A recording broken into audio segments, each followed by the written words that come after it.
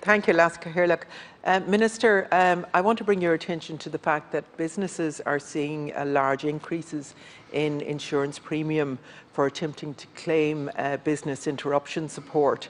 I've been contacted by a number of business owners that have been quoted huge increases in their insurance premiums.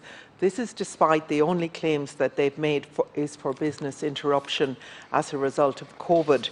And my question is, are insurance companies increasing premium for businesses that even attempt to claim for business disruption?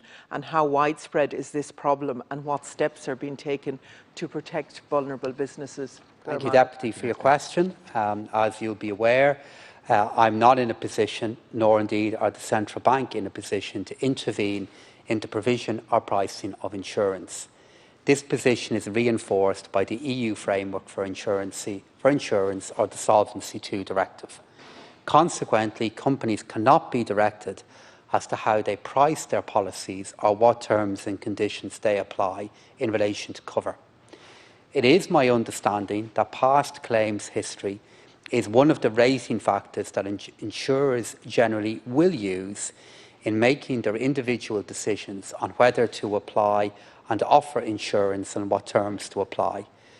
I'm firmly of the view that insurers, however, need to take a longer-term perspective as regards their customers, particularly to businesses that have been adversely affected by the pandemic and who may have had to make a claim against their business interruption policy. I believe that if insurers have experienced an overall reduction in claims cost during the pandemic period and expect savings to be made as a result of lower award levels arising from the personal injury guidelines, they need to pass these savings on to consumers and in particular businesses that may have been closed for much of the period. This is particularly important as businesses start to reopen their doors and we work to restart the economy over the coming months.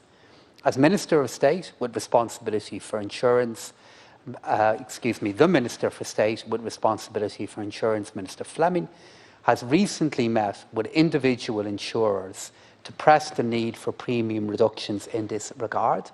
And the Minister has taken this agenda and this issue very, very seriously. And I know he intends to meet the providers later in the year to continue to monitor progress in this area and to monitor the impact of the overall reform agenda on both the premium levels and on the risk appetites of insurers. Thank you. Thank you, Minister. Thank you, Minister. Minister, can I give you an example of why I think that the insurance companies are completely ignoring both you and the Minister for State? So one case is a local business in Balmullet has seen their insurance premium go from €1,233 in 2020 to over €4,000 in 2021. Now that's a small business with a small turnover. Those kinds of extortionate increases would be crippling at the best of times. But to try and find that kind of money when you have seen such long closures would be impossible for many. Insurance companies have not yet paid out the business disruption claims, and they're pushing customers to punishing customers for even making a claim. And we could potentially have the situation where a business sees huge hikes in premiums for making a claim that may or may not be successful. And even if successful, they should still not be punished for making the claim. This is the reality of what's happening, Minister. Thank you, Deputy. And I think that it needs to be addressed. Thank you very much, Deputy. And myself and Minister Fleming are very much aware of that reality. We're aware of the challenge that many small businesses face at the moment with the rising cost of insurance. But this is the reason why we have had such focus on this issue in this government and in the last government. It's the reason why Minister Fleming has been working with Minister McEntee and now Minister Humphreys in relation to the implementation of guidance for claims that are settled in court, precisely to create an environment in which we are seeing more reasonable claims being settled within our courts, and that leading to the change in premia that both the Deputy and this government want to see happen. There are many different elements within our action plan for insurance reform that are being delivered, and so far, for example, we've made progress on the implementation of personal injuries guidelines. We set up an office to promote competition, and we now have work underway with regard to the role of PIAB. So many different things are underway, Cahirlock, because we do want to address the affordability of premia and meet the needs of the businesses that the Deputy raised. Minister, I appreciate what you're saying, but that is absolutely of no use to the business in Balmullet that's seen his insurance increase so much.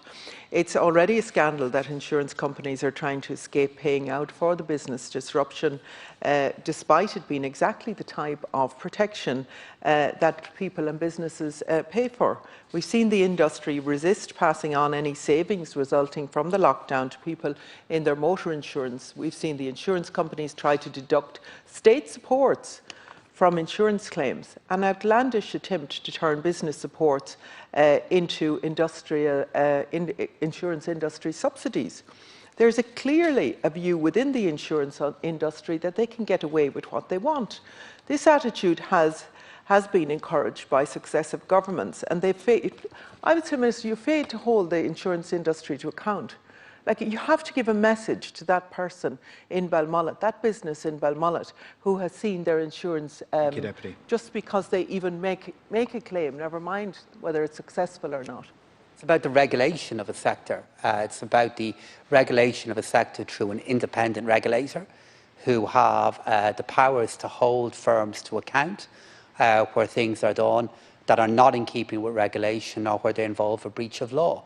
And I accept the point that the general issues that I'm referring of might not be a solace to the specific company that the Deputy is referring to, but it is the implementation of these policies that Minister Fleming, the Taoiseach and myself, along with other ministers, are working to do, that does have the ability to make a difference to these issues in the coming months and beyond that. And in particular, the work that has now been done by the Minister for Justice, by Minister Fleming, in relation to personal injuries guidelines that only came into effect now on the 24th of April, I believe is a very important moment in how we deliver the reform agenda that this government is committed to. And as I said in my earlier answer to the question from the Deputy, Minister Fleming has already met the insurance sector on this very issue, and I know he and I will continue to meet them on this issue to ensure to do all we can to see these changes begin to be reflected in the premia that the businesses that the Deputy is referring to face.